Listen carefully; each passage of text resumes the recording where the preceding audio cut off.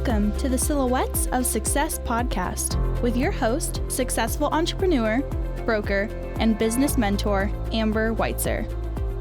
Because success comes in all shapes, sizes, and styles, the Silhouettes of Success podcast is shining the light on industrious women with a collection of curated conversations of intentional inspiration designed to inspire your heart, ignite your mind, feed your soul, and gift you with actionable insights directly from inspirational, everyday women who've shown tenacity, grit, and grace, having taken on the challenges in their lives and business and won.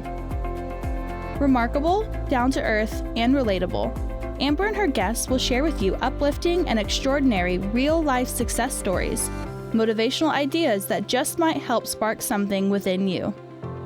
With the deepest desire to serve you, help you grow so you can begin to shine the light that will illuminate your very own silhouette of success. So, let's get to it. Hello and welcome to the Amber Weitzer podcast, Silhouettes of Success. Our VIP featured guest is a 6-year cancer survivor, the creator of Feel for Your Life. She had an unexpected breast cancer diagnosis at the age of 33, and that empowered her to channel her experience into a mission that is changing the way women advocate for their medical care. She has a brilliant story. We're going to let her share everything with us. She has been involved in writing legislation in the state of Tennessee. She has been on some phenomenal and featured programs that everybody would know the names of. Good Morning America, Tank's Good News, USA Today, The Dave Ramsey Show, and so many more national and international media outlets. Silhouettes, let's just get her in here and have her share her silhouette of success story with you. Jessica Baladad, welcome to the show. Hello there. Hey, Amber, thank you so much for having me. I am so glad to be here today. Well, it is an honor and a joy to connect with you and showcase you. So welcome once again. Great to be here. So the audience enjoys, as many do, hearing directly from the silhouette from you about the early shaping of your journey. So do you want to share more about your background with the audience to kick it off? Sure. So when I was growing up, I never said, when I grow up, I'm going to get breast cancer and create an app that's going to change lives all over the world. That was not on my bingo card anytime, anywhere. And so I wanted to be a journalist when I was growing up. I loved writing and I loved being creative.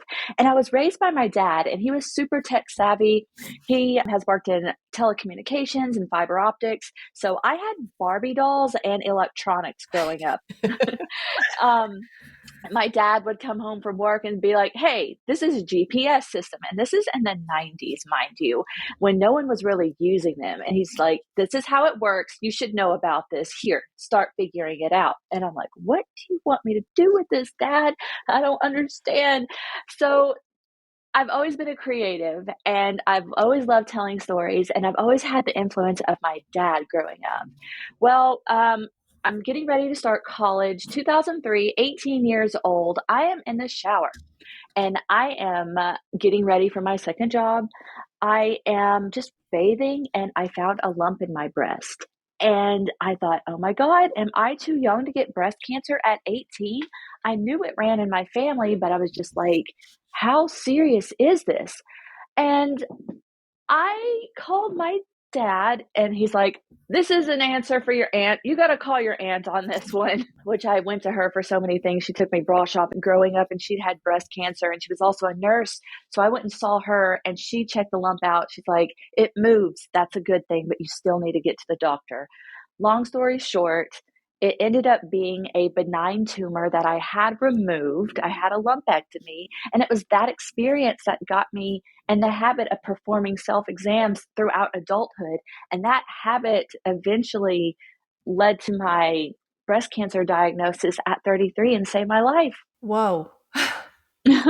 Whoa. Just thinking through that and visualizing you along the way there. No, I guess that wouldn't have been on your bingo card initially. Right. Wow, wow. And the value of actually being able to have an aunt in your world, but also in the medical profession. We're definitely going to dive into more of your later journey. You talked about the mobile app and all the work that you're doing there. So we want to dive into that. But let's start with maybe on the day to day, knowing a little bit more behind the scenes story. What does a day in the life look like for you with what you're doing, your advocacy, with your, what are you doing now? A day in the life of. So the alarm clock would go off. What does it look like for you with what you're doing and what all you were working on, your mission? Alarm clock goes off. I'm getting up, I'm going to the gym, and I am thinking about my day. I need the gym to clear my mind so that everything that I was thinking about yesterday, I can just put it all at the gym. And then I come home, I have a devotional that I do, and then I start my work day. And that involves checking emails and looking at people who have downloaded the Feel for Your Life app. And, that was created from my breast cancer diagnosis. And a lot of people relate to my story and reach out to me and tell me their stories and be like, and have questions about the app and how it works and if they're having any issues. I really don't run into a lot of people who have issues other than they may not know how to use a feature. Sometimes I have to make updates to that, but then I'm answering also press inquiries. I am looking at pieces of legislation at the federal level that involve insurance companies and entities called pharmacy benefit managers, and what is the work that we are needing to get done in Congress to see what we can do to bring both sides together to repeal some of these issues to make healthcare more affordable. So those are just some of the things that I'm working on. And then throughout the day, I'm taking care of my cat, who is actually, he has small cell lymphoma. He's my cancer fighting kitty. And so I'm taking care of him. I'm doing his chemotherapy. I am getting a steroid ready. I am monitoring what he's eating throughout the day and leaving updates with his vet to make sure, everything looks like it's in check with what I'm doing. And then I'm just kind of managing things around my household and the people I serve through the app and people who reach out to me. That's pretty much my day. Okay, you say that. That's pretty much my day. I don't know anybody, and I know a lot of people that has your type of day. You're working on an app that is helping to proactively and during the stages of support and advocate for people. And you're taking care of your kitty. I mean, Mhm. wow, it's quite a unique day, my lady. Yeah, and then Oh, that is a general rundown every day. The mornings start generally the same, yeah. but I never know when I'm going to open my email to or what my cat might do. So, just surprises throughout the day. But my husband is so loving and supportive. He works across the hall from me in our home office upstairs area. And so he's been a big help as well if I ever need a second hand on things. Well, and so that might parlay into a couple of questions that we usually talk about, especially as women, we have so many different hats, and we've heard a couple of them that you Mhm. have very unique hats, especially loving on that kitty. But where do you find support? Would you consider yourself a business owner? Is it a foundation or is it a business for you? It is a business entity. Okay. Feel for Your Life is not a nonprofit. It is a business, and Okay. even though the app itself is free, it has sponsors and people that I have collaborations with and collaborative relationships with. So that's how the app is funded, so that I can keep it free. And then I also speak and I host workshops with employers about and different groups about their healthcare benefits and understanding those and getting money back from healthcare. So I have a few business models throughout that I do under the umbrella of Feel for Your Life.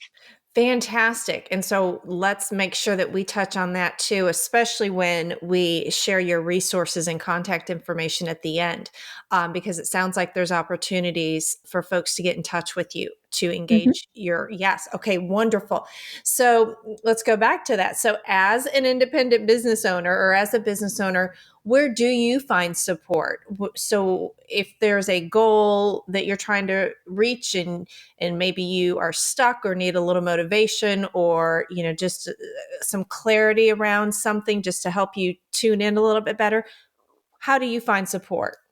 So first and foremost, I am a person of faith. And when I was diagnosed with cancer, I told God, I want you to use me through this. I know all things are done for your good. I want you to use me through this. So God, like I said, part of my day is my daily devotional after the gym. And so it starts with him first and foremost in my morning. My husband is a huge support to me. My dad is one of my biggest fans. He will pull people and say, hey, this is my daughter. This is her story. Let me see your phone. He will download the app on people's phones, strangers he meets. So, I mean, they're fantastic people. I also have had great mentorship from a woman named Sydney Dozier, who has her own marketing company. She took me under her wing last year and gave me a grant for Feel for Your Life and surrounded me with incredible mentorship. A dozen women who just poured into me, like my first real year making Feel for Your Life a business, rather than just this free entity I was giving out. So I owe so much thanks to Sydney Dozier at Renaissance Marketing. She's amazing. And all the women like that, listening to podcasts like yours, business-minded podcasts. I want to be around the entities that are thinking like me and the entities that are of women that are doing things that I want to do. So I surround myself, I'm very mindful of the word that I put into my mind and my heart so that I can pour it back out. If that wasn't a quote right there for the ages, what you just shared about being mindful, that was phenomenal. And it flowed out of you. So that came from the heart for sure. For sure. Yeah, you. I like that one. I like that one. I'm going to hit the rewind button here later. That was beautiful. Where would you say you are headed next? What is on the horizon? I sometimes joke that I'm on God's good humor because, I mean, as cliche as it is, life is what happens when you're making plans. And so, but I do have goals. On the legislative side of things, I want to see reform passed that makes healthcare more affordable, more transparent, and accessible for people. That is a big thing. And I won't get into all the political stuff and the acronyms and everything, but that is a big goal I have. Action steps, I'm working towards that. I want to see Feel for Your Life get to over 100,000 downloads. And right now we're at 70,000 is where it's sitting. Congratulations. So thank you. Thank you so much. We just saw huge growth last year. And those are two things that I'm working on right now. I have different companies I would love to partner with and Feel for Your Life. I'd love to bring on a telehealth feature that I could put into the app or have a telehealth company sponsor the app so that I can give that extra window of advocacy to women who are doing self-exams and have questions about their breast health. They can reach out to a provider in their area. So those are just kind of some of the things that I'm working on off the top of my head. Do you want to kind of manifest that? Do you have any that you really have maybe like on a vision board? Do you want to throw their names out there now, or is that kind of quiet? It's kind of quiet right now. Okay. All right. Do you do anything like that for your goals? So we talk a lot about goals and dreams and best practices. Do you do any vision boarding, or, do you write down your goals? Do you have a process for that, for kind of watching them for yourself? So I do, I tune into my feelings. And one thing that I'm afraid of failure. And when I look at the feeling of fear, we think of it so often as like fight, flight, or freeze, but I think of it as plan, prepare, and seek help. And I use this model in so many areas of whether it's life and anxiety in general. I tell this to women when they're afraid of finding a lump. And this is kind of like how I sort of plan things. I'm like, okay, what is my long-term goal here? What is my vision? What do I see for myself? What is the end desired result that I see for myself when I'm building my plan? And then I look at what are the character traits and competencies of the people that I need around me to build out what I want to see happen in the future. So those are just some of the things that I look at, and I build my plan accordingly. And then I prepare my plan. I look at what's missing, what's gone well before, what didn't happen, and what I would like to happen. What can I change? What do I have control of, and what do I don't have control of? And where do I need to bring in the character traits and competencies around that? And then I seek help. And that help portion, we have so often we struggle to reach out for that help piece. And I will admit, I am a control freak. I am probably the last person to ask for help and try to do everything myself until I burn out. It's like probably my toxic trait, but help is so important. I preach it. I need to practice it more. But who are the people you want to surround yourself with to support you in that? So plan, prepare, and seek help. How do you recharge and rest your mindset? You talked about being mindful earlier. So maybe after an emotionally exhausting experience or situation, or just, like you just talked about, just kind of going until you just need to stop. What works for you? I look at where I need to set a boundary. If I'm feeling burned out, I look at where have I let those fences come down and what of my finite resources are being taken, my time, my energy, what are the areas that are like depleting right Mm. now?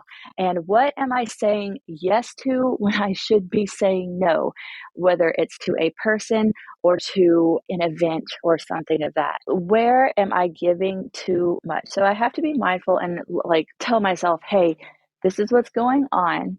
This is what needs to change. And so I just, I set a boundary. I create a boundary around that. And I say, and I have ways that I approach that when I have to tell someone no to something, but I have to be mindful and I have to practice it.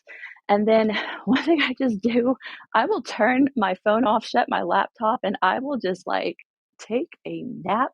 I will like crawl into a hole for like a couple days. Sometimes it's a weekend, sometimes it's the middle of the week, and I just turn off everything. I will spend time in prayer. I will spend time like I have my mindless things that I watch. My husband and I have things that we watch that add no value to anyone's life, but you don't have to think when you watch them, and it's just a good way to let loose. It's a mini escape. Yes. Yes.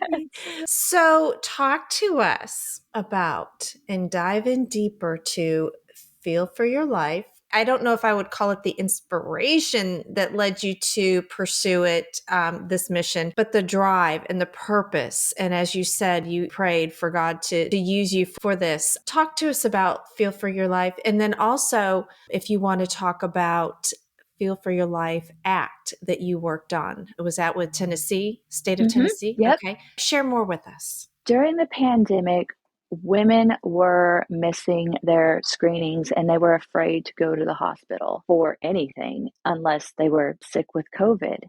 And I was working on a campaign with the NFL. They had reached out to me. They had heard about Feel for Your Life. They wanted me to share my story and participate in their Crucial Catch campaign that they release every October.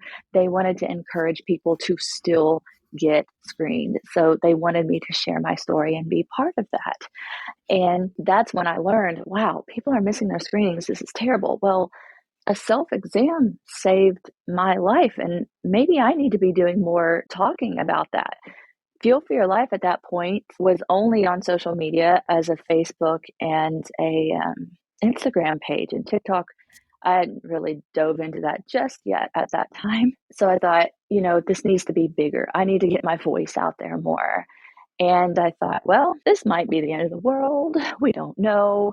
I'm just going to give this whole app thing a try. And I'm like, I have a technology background through my dad. I can build websites. How much harder could it be to build an app? Well, it is completely different and it is difficult. It's a lot. So I had never built an app before, but I knew if I could learn it, I could do it. When anyone realizes they could learn something, they can do anything. You're unstoppable. So I thought, I'm just going to give this a go because either the world's going to end or this is going to be mildly successful. And by mildly successful, I thought, oh, my closest friends and family will golf clap for me and download it. And I can say, yay, I built an app. So I spent several months building an app. And in that time, as COVID numbers were fluctuating, I was able to have my reconstruction surgery during that time. And while I was in the ICU recovering from my reconstruction surgery, which is a normal part of this recovery period, is to spend time in the ICU. So I wasn't like critically ill or anything. I remember looking at my phone and my mentor who set me up to build Feel for Your Life said, hey, the place where your servers are held caught fire and everything burned to the ground. We have to start over. Mm.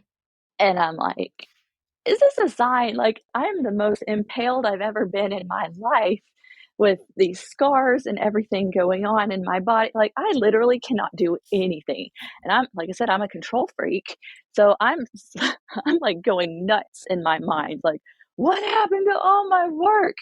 And so when I finally, got out of the hospital and was able to read and look at everything, I'm like, well, I've basically had to start over with breast cancer. What else is new? I guess let's just pick it up and keep going.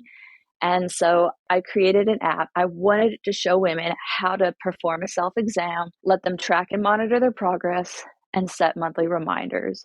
And then as AI became popular, last year I launched inside the app something called Breast Friend AI. It will allow you to take your pathology reports from any scan, exam, any lab work, pathology from a surgery.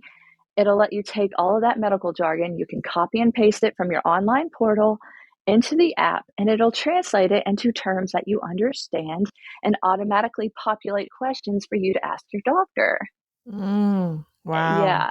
So I just wanted it to be something that I wish I had before and during my diagnosis, because I spent way too much in Google trying to figure things out and did not really get anything that gave me peace. So I thought, I want to create something that's never been done before, and I want this to actually change lives and be effective. And then a local news station heard me talk about it on social media. And then before I knew it, like Good Morning America had gotten a hold of it, and it was just spreading like a wildfire. And I couldn't be more pleased with the feedback that I've received from it. It's been really great. I would say that's beyond a mere golf clap, my friend. Yeah. Yeah. 70,000 downloads, and the numbers are great. Congratulations. And you literally have to be so tickled about that and proud. But behind every download is really where, if I'm sitting here thinking through the impact of your work and you having really the devotion to continue when things literally went up in flames. Mm-hmm.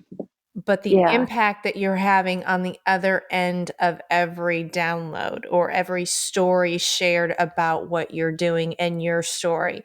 So it's interesting because the very next question I have might have been answered by what you just shared. And it's, a lot of times we consider it maybe a two-part question, but it's really asking, was there a specific point in time, key situation in your life that forced you to take a monumental shift? And with that result, positive or painful, how did it help you grow? So you might have many others to share, but I think that was pretty impressive. The story that you've shared about really, wow, I'm just visualizing, cannot fathom you receiving that text or the phone call on that, and and then coming out and just regrouping, and here you go.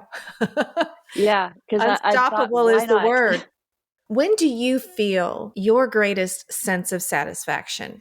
When I've helped someone else and I've added value to something that's lacking or missing in their life, I always want to leave a person better than I found them. And nothing brings me more joy than that. Beautiful. You talked about your devotional and prayer, and you've got, your husband, and it sounds like you have some amazing group of women to support you. Inspiration, that might be a little bit different than support, but when you need inspiration, what lights you up a little bit? What do you enjoy? I always look at how far I've come and understanding that when we do something difficult or new, we have to ask ourselves, is this really actually difficult, or is it new and our brains are pushing back, trying to protect us? And when I identify that, hey, this is just new and I have the ability to learn and I can overcome it, and I know the key competencies and character traits that I can put in place to get through it, that motivates me. When I have those epiphanies that make me realize, hey, I can do this, or even knowing when to give up, and that giving up isn't failure, and that failure just means it's data. And you accept that failure is like, hey, this is what didn't work and this is what you can do differently. When I have those epiphanies, that inspires me to keep going. That inspired me. I'm writing as fast as I could, and then I stopped just to really absorb what you were sharing. That is Thank you. fantastic. I love that. Thank you. I appreciate it. Oh, yeah. Jessica, we're going to take a really quick break to hear from this episode's sponsor, and we'll be right back. Alrighty.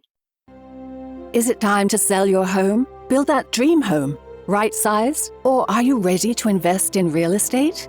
Couture Real Estate Firm is a local female-owned independent brokerage laser-focused on services exclusively tailored to our clients' real estate goals. With our forward-thinking business model, we have a fully mobile, luxury real estate concept allowing convenience, flexibility, efficiency for our clients in style. Amber Weitzer, broker-owner of Couture Real Estate Firm, has over 20 years in the real estate industry and is a second-generation broker. She provides straightforward business practices, integrity, and intelligence with a commitment to a high-touch, consistent customer service experience. We take great pride in our reputation as a strong, referral-based brokerage. Discretion, tenacity, respect, and proactive business practices have earned Couture Real Estate Firm a loyal, repeat client business with a trusted global partner network. We strive for ultimate client satisfaction with successful results, doing it with class, consciousness, and a little avant-garde. In addition to serving our clients and vendor partners, we are extremely honored to be actively engaged in supporting the communities we serve by promoting small businesses, schools, and nonprofits. Real estate is direct sales business at its core, and we are highly trained sales professionals with the Mike Ferry organization, adding dimension to the industry. Passionate about customer service, dedicated to client satisfaction, and driven to achieve successful results for our clients. Call Couture Real Estate Firm today at 817-233-7239 to discuss your real estate goals.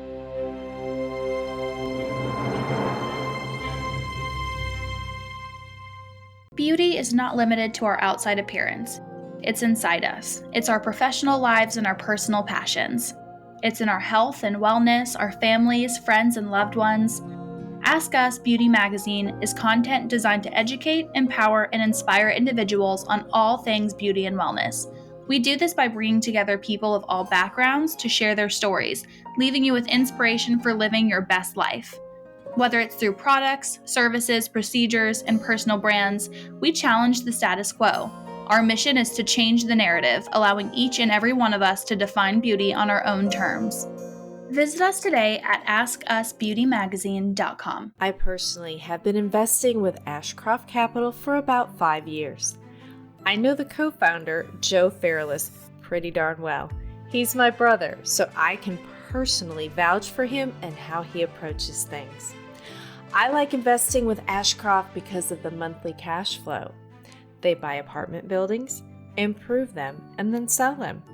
It's a good business to be in, and I'm glad to passively invest with them. You can learn more at ashcroftcapital.com. That's ASHCROFT